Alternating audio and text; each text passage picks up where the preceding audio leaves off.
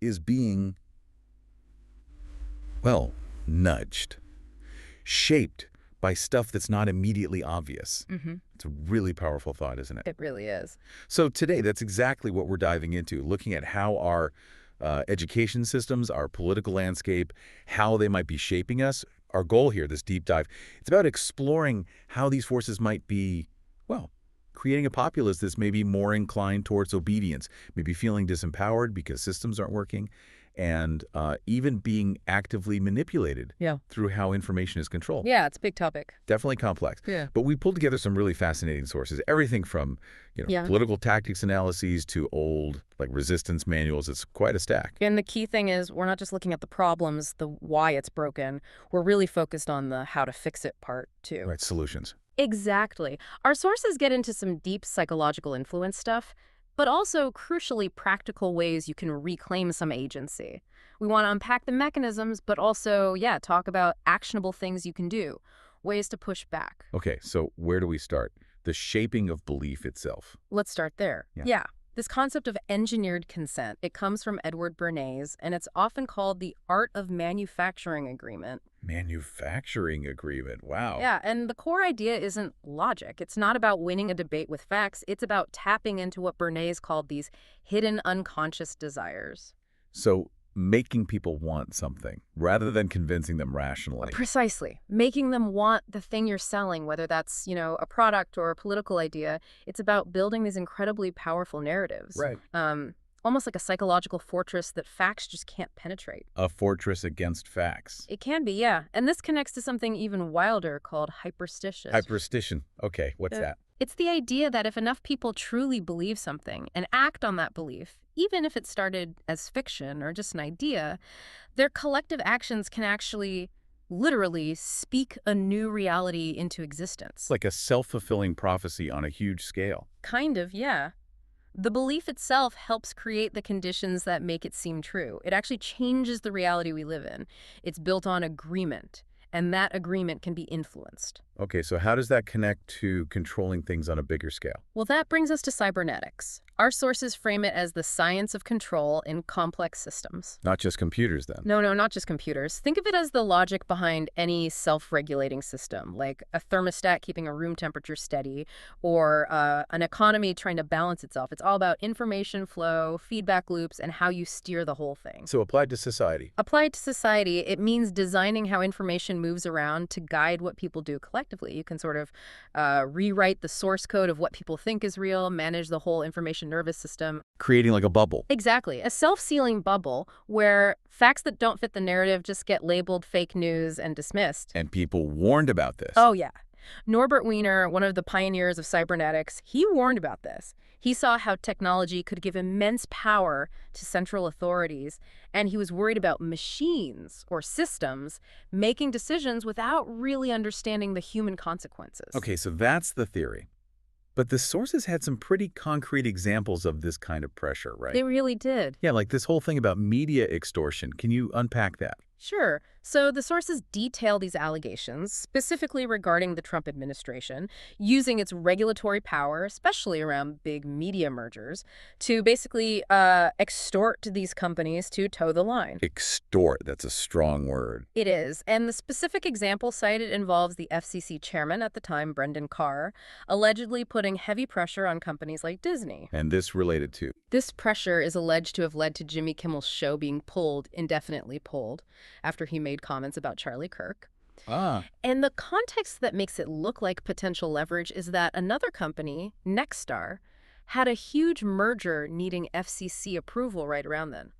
The implication is, play ball, get your deal approved, don't, and maybe things get difficult. Wow. Okay, so that's pressure on the media side. Yeah. What about suppressing information directly? Right. There's another example in the sources about that. Apparently, a Department of Justice study was quietly deleted from their website. A study about what? It concluded that far-right extremists were responsible for far more ideologically motivated homicides than other groups. And that contradicted the official narrative. Directly contradicted the administration's public statements at the time. So pulling the study looks like, well, suppressing inconvenient facts that didn't fit the desired message. It paints a picture, doesn't it? It does. And then there's this other layer, this concept of dark triad operations. Dark triad, like the psychological traits. Exactly. Manipulation, deceit, disregard for others' well-being. The sources describe how government agencies are sometimes alleged to use tactics reflecting these traits specifically to erode public trust. Why would they do that? The goal described is creating a fractured hall of mirrors, undermining people's sense of what's real, manipulating perceptions so deeply that they're trying to, and this is a quote, reprogram the human mind, basically reshape reality by controlling how people see it. It's pretty chilling stuff. It really is. And it doesn't just start with adults, does it? The DARE program example was striking. Yes. DARE, drug abuse resistance education. It was everywhere, right? I remember 75% of school districts by the mid-90s, presidents endorsing it, celebrities. Absolutely huge. But then the research started coming in, multiple studies showing it was basically ineffective. Ineffective. Yeah, and worse, some studies suggested it might even be actually harmful in some cases. Harmful. Well, the specifics varied, but the core issue wasn't just that the program failed.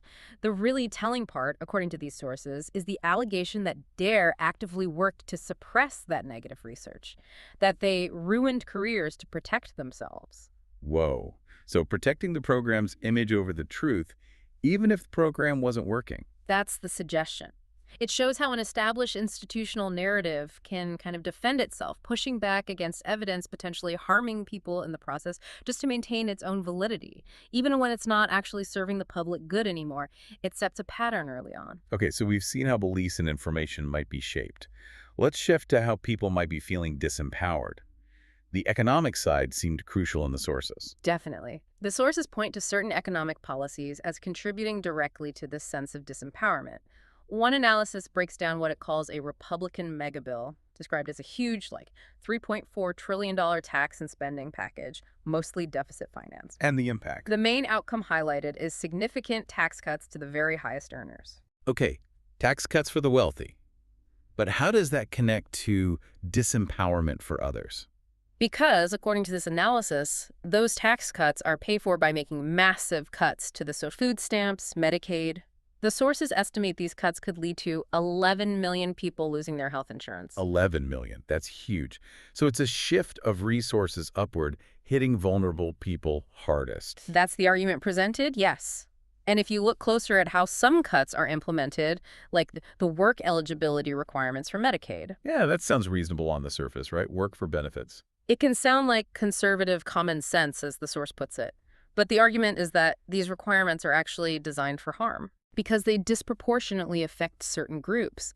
Think about students relying on Pell Grants, African American, Native American, Hispanic students hit hard, or women who are disproportionately users of food assistance programs. These requirements create hurdles that specifically impact those already struggling, potentially limiting their ability to get education or basic necessities. So it chips away at their agency, their ability to just function and participate. That's the core idea. It raises big questions about who benefits and who is burdened by these policy choices. And this economic pressure, it ties to something deeper you mentioned from one source, Walden Rewilded, about the Constitution itself. Yes, exactly. That source talks about a slow erosion of the Constitution, not through obvious changes, but through language itself, where the fundamental words, those fundamental units of meaning, lose their fixed definitions until they meant everything and nothing at all. So the bedrock document becomes flexible. Malleable as clay is the phrase used.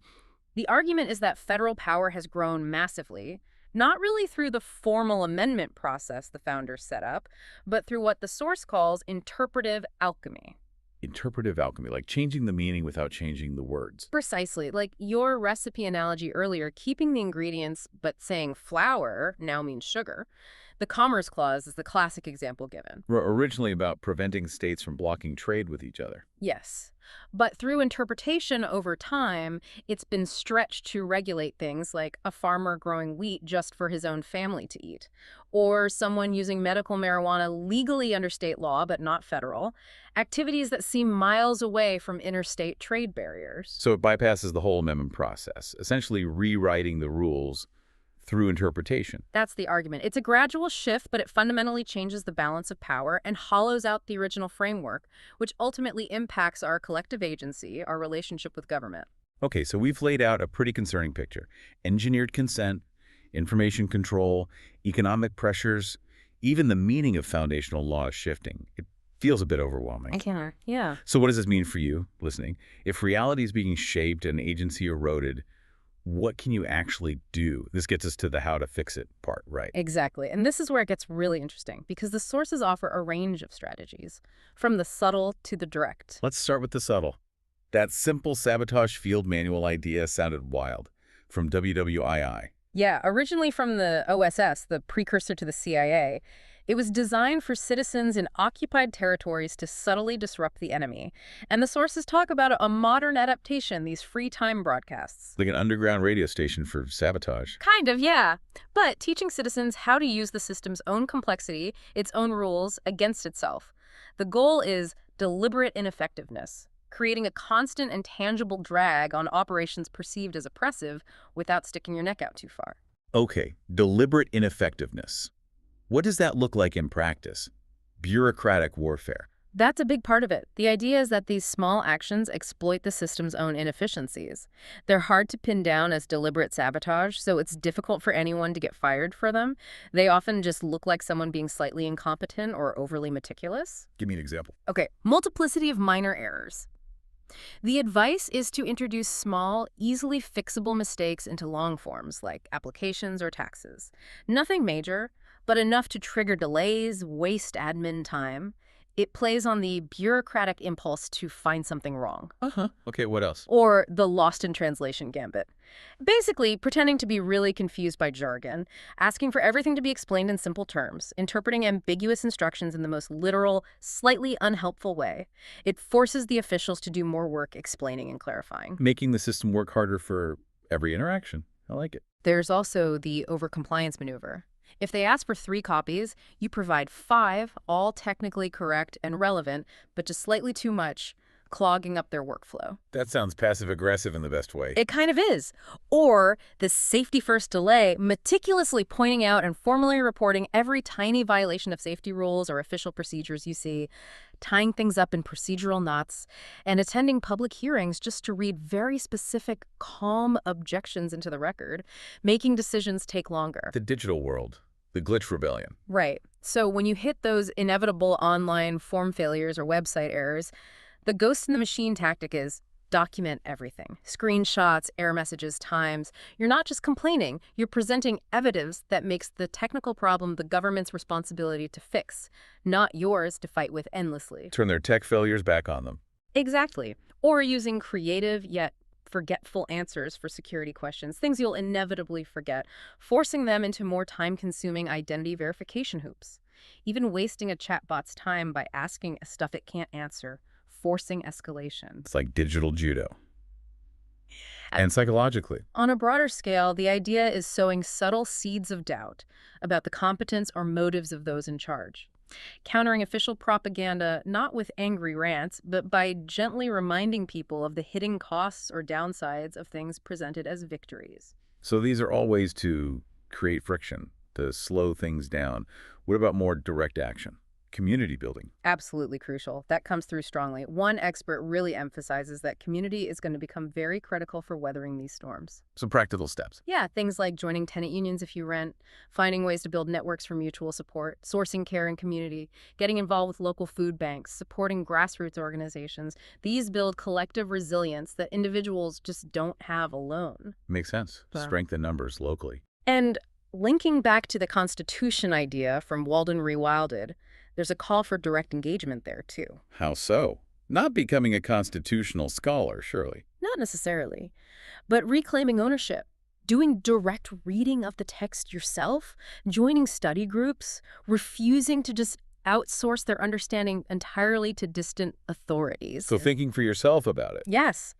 Cultivating clear, critical, independent thinking about our founding documents and how they apply today. It's about informed, principled democratic action based on understanding the framework yourself. And basic life skills. Yeah. Financial literacy came up too. Right. The sources stress investing time in that. Basic stuff, balancing a checkbook, understanding taxes skills may be less emphasized in schools now, but vital for being productive members of the citizenry and just navigating the world, especially an economic world that might feel designed to trip you up. It gives you tools to understand what's happening. Okay, so we've journeyed through how our reality might be shaped, how agency can be eroded, but also uncovered these strategies: subtle sabotage, community building, direct engagement with foundational ideas and skills. It's quite a landscape. It really is. And what stands out is that quote you mentioned earlier: our reality is not nearly as fixed as we like to think it is. It's a system that's built on agreement, and that agreement can be influenced. That feels central. Our shared perception is more malleable than we realize. So for everyone listening, what's the takeaway? It seems like there's this constant push and pull, right? Forces trying to define reality for you and your own ability to question, understand, and maybe redefine it yourself. Yeah, the power isn't just in knowing the playbook of control, as the sources suggest, but in consciously engaging, paying attention, making choices, even small ones. Which brings up that final question the sources seem to pose. In this world of manufactured narratives and weaponized information, what agreements are you going to uphold? How will you choose to shape the reality we all share? Your awareness itself changes the dynamic, doesn't it? It has to. So maybe consider it. Could you try one small act of bureaucratic friction? Could you connect more with a local group? Could you spend an hour reading a foundational text directly? Your participation, however you choose to do it, it matters. It creates ripples. This deep dive into your sources is complete.